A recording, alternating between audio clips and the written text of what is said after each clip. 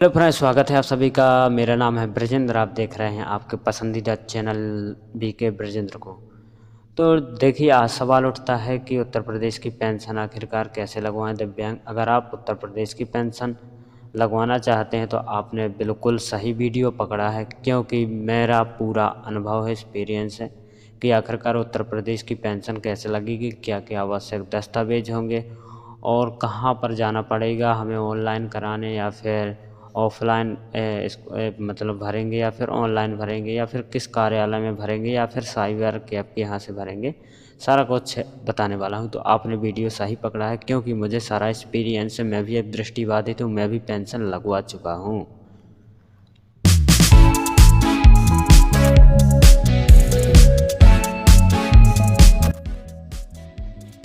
चलिए, सवाल उठता है कि पेंशन उत्तर प्रदेश में दी कितनी जाती है। तो आप सभी को मैं बता दूं कि आप किसी भी प्रकार के आप दिव्यांग हो, आपको पेंशन 500 रुपये प्रति माह की दर से दी जाएगी। काफ़ी यूट्यूबर की वीडियो देखा हूं मैं, तो काफ़ी लोग बता रहे हैं कि भाई अगर आप दृष्टिबाधित हैं तो आपको 1000 रुपये दी जाएगी, अगर आप बहुविकलांग हैं तो आपको 1500 रुपये दी जाएगी, अगर आप मूक बधिर हैं तो आपको 2000 रुपये दी जाएगी। लेकिन आप सभी को मैं बता दूं, ऐसा कुछ नहीं है। आप किसी भी प्रकार के दिव्यांग हो, आपको सिर्फ 500 रुपये ही प्रति माह की दर से पेंशन दी जाएगी। आपको पेंशन 3 महीने की एक साथ डाली जाएगी। अगर आप सोचते हैं कि मुझे प्रति माह पेंशन मिलेगी, तो ऐसा नहीं है। आप सभी को मैं बता दूं भाई, ऐसा नहीं है। आपको पेंशन 3 महीने की एक साथ ही डाली जाएगी, 1500 रुपये। चलिए, अगला सवाल उठता है कि पेंशन कैसे बनवाएं, कैसे पेंशन बनेगी। तो देखिए, आपकी पेंशन बनने के लिए आपको सबसे पहले साइबर कैब के यहाँ जाना होगा, यानी आपके आसपास कहीं अगर कंप्यूटर की दुकान हो जहाँ पर हर चीज़ ऑनलाइन होता हो, तो आप उसी दुकान पर जाइए, वहाँ पर संपर्क कीजिए कि आप वहाँ पर बोलेंगे कि आपके यहाँ दिव्यांग पेंशन ऑनलाइन हो जाएगी या नहीं। अगर वो बोलते हैं कि हाँ हो जाएगी, तो आप ऑनलाइन कराइए, अथवा आप और भी दूसरी जगह हम देख सकते हैं। तो देखिए, अब बात उठती है कि क्या क्या आवश्यक दस्तावेज होंगे। पेंशन लागू करवाने के लिए आपके पास आवश्यक दस्तावेज भी होने चाहिए। अगर आपके पास ये आवश्यक दस्तावेज नहीं होंगे तो आपकी पेंशन, दिव्यांग पेंशन नहीं लग पाएगी, आपको इसका लाभ नहीं मिल पाएगा। अगर आपका 1 या 2 भी दस्तावेज कम रहा हो तो आपका पेंशन नहीं लागू होगा। मैं आपको ये सच एक्सपीरियंस अपना बता रहा हूँ, क्योंकि मैं भी एक दृष्टिबाधित हूँ। मुझे मालूम है कि किस प्रकार आपकी पेंशन लगेगी, किस विभाग में लगेगी। तो आप इस बात पर, सभी बातों पर मेरी विश्वास कीजिएगा। और अगर आपने चैनल को भी सब्सक्राइब नहीं किया हो तो चैनल को सब्सक्राइब कर लें, ताकि दिव्यांगों से संबंधित ही मैं आगे चलकर वीडियो लाता रहता हूँ। तो चलिए, बात करेंगे आपके पास क्या क्या आवश्यक दस्तावेज होना चाहिए। तो आपके पास सबसे पहला आवश्यक दस्तावेज होना चाहिए इनकम सर्टिफिकेट, यानी आय प्रमाण पत्र। और आय प्रमाण पत्र में आपकी वार्षिक आय 46,000 से अधिक नहीं होनी चाहिए, अगर आप ग्रामीण क्षेत्र से आते हैं तो। अगर आप शहरी क्षेत्र से आते हैं तो आपकी आय, यानी आपकी इनकम 56,000 से अधिक नहीं होनी चाहिए, 56,000 से कम ही होनी चाहिए। तो मैं आपको सबसे पहले यही सलाह दूंगा कि अगर आप सबसे पहले आप इनकम सर्टिफिकेट अपना देख लें, अपनी आय देख लें कि आपकी आय कितनी है। अगर आप की आय 46,000 से अधिक नहीं है तो आप बिल्कुल अप्लाई कीजिएगा पेंशन के लिए। अन्यथा में आप सबसे पहले पुनः से अपनी आय बनवाइएगा और आय को अपनी कम कराइएगा, तभी आपको इसका लाभ मिलेगा। यानी आपकी आय कम हो जाएगी, मुझे विश्वास है। आपको थोड़ा सा निवेदन करना पड़ेगा कि मुझे अपनी आय इतनी कम करानी है, ठीक है ना। तो आपकी आय कम हो जाएगी, इसके बाद ही आप अपने अप्लाई करें पेंशन के लिए। क्योंकि अगर आपकी आय ज़्यादा है और आप अप्लाई कर देंगे तो आपको कुछ फ़ायदा नहीं होगा, पुनः से फिर अप्लाई करवाना होगा, क्योंकि वो पेंशन वो आपका फॉर्म रिजेक्ट हो जाएगा, तो पुनः आपको अप्लाई कराना पड़ेगा। चलिए, अब अगले दस्तावेज की बात कर लेते हैं। अगला आपका दस्तावेज होने वाला है बीपीएल कार्ड।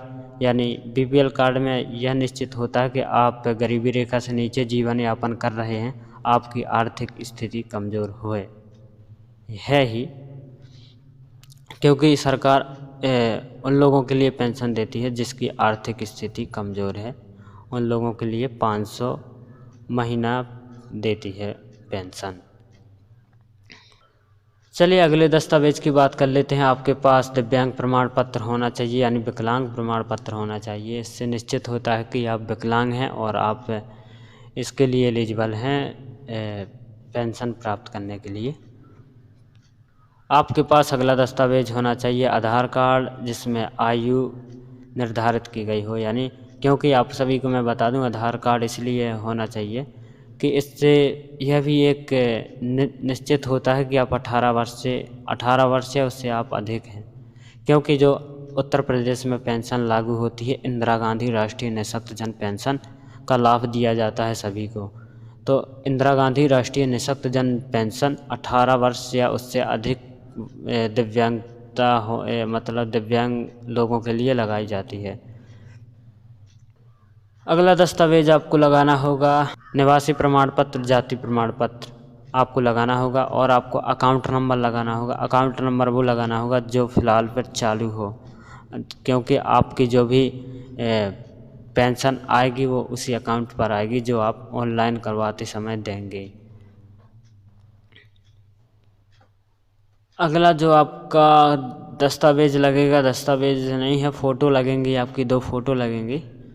तो आप 2 फ़ोटो भी आप एक साथ अपने लेकर जाइएगा जहाँ भी ऑनलाइन आप कराइए पेंशन। तो आपके यही सब दस्तावेज होने वाले हैं। तो आप इन्हीं दस्तावेज़ों के साथ आप ऑनलाइन कराइए अपनी पेंशन को। और इसके बाद आपको ऑनलाइन होने के बाद आपको एक रिसीविंग दी जाएगी। रिसीविंग आपको कहाँ जमा करनी है, आपको घर पर नहीं रखना है उस रिसीविंग को। उस रिसीविंग को आपको आपके ज़िले के निःशक्तजन कार्यालय में जमा करनी है। मैं आपको बता दूं कि हर ज़िले में निःशक्तजन कार्यालय होता है। तो आपको उस रिसीविंग को निःशक्तजन कार्यालय में जमा करेंगे, तभी आपका काम निःशक्तजन कार्यालय से आगे बढ़ेगा। अगर आप साइट भी प्राप्त करना चाहते हैं कि दिव्यांग पेंशन किस साइट पर हम ऑनलाइन करें, तो आपको डिस्क्रिप्शन में इसकी मैं लिंक दे दूंगा, आप वहां पर जाकर देख सकते हैं। आई होप कि आपको मेरी वीडियो पसंद आई होगी। अगर पसंद आई हो तो आप चैनल को भी सब्सक्राइब कर लें और वीडियो को अपने दोस्तों के साथ शेयर करें, ताकि सभी कोई इस पेंशन का लाभ उठा सके, कोई वंचित ना रहे। और इसी प्रकार की आप इंटरेस्टिंग वीडियो देखना चाहते हैं तो आप अपने भाई के चैनल को सब्सक्राइब कर लीजिए, ताकि मैं आगे भी दिव्यांगों से संबंधित हर प्रकार की न्यूज़ लाता रहूँगा और अनेक प्रकार की खबरें लाता रहूँगा जो आपके लिए लाभदायक रहेगी। आपका जो भी सवाल हो तो आप कमेंट बॉक्स पर लिख सकते हैं, उसका मैं रिप्लाई देने की कोशिश करूँगा। आपके पास जो भी सवाल हो, आपका आपका पेंशन से हटकर भी आपका कोई सवाल हो, तो आप फिर भी आप मुझे कमेंट बॉक्स पर लिख सकते हैं और मैं उसका रिप्लाई देने की कोशिश करूँगा। तो चलिए अगले वीडियो में फिर मिलते हैं।